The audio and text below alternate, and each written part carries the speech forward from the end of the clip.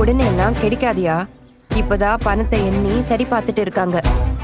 பணத்தை உள்ள வைக்கட்டும், அதுக்கப்புறம் பாத்துக்கலாம். பணத்தை உள்ள வைக்கட்டுமா? அப்படின்னா சரி சரி கேளு.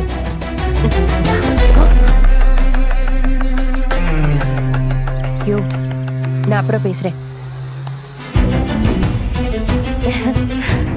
துணி எடுக்க வந்தேன்.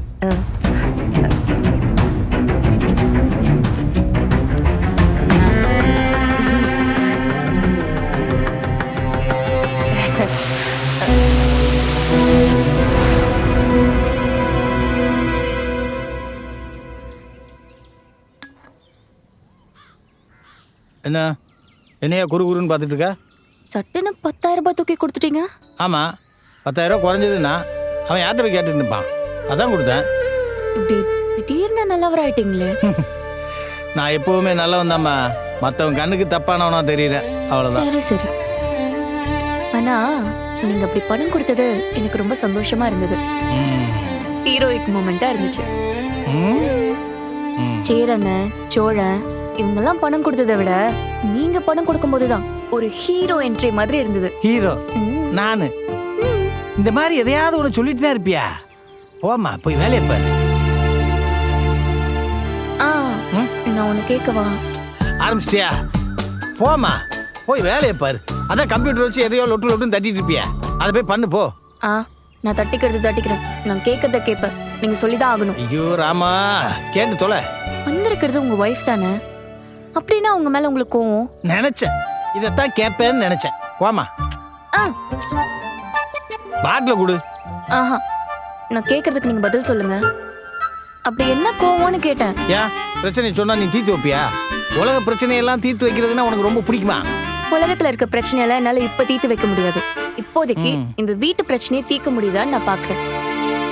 நீங்க சொல்லுங்க, இப்ப உங்களுக்கு எவ்வளவு வயசாகுது? ஒரு 60 இருக்குமா?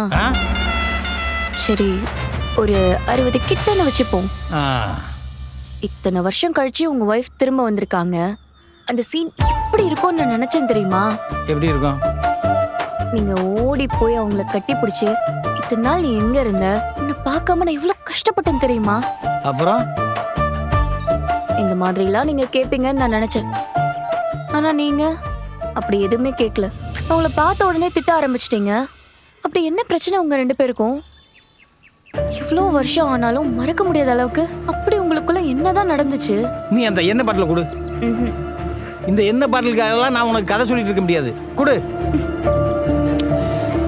சரி, நான் ஒன்று சொல்லவா? நீ ரொம்ப நல்ல பொண்ணுமா, இந்த குடும்பத்துக்காக நிறைய நல்லது பண்ற, நான் இல்லைன்னே சொல்லல.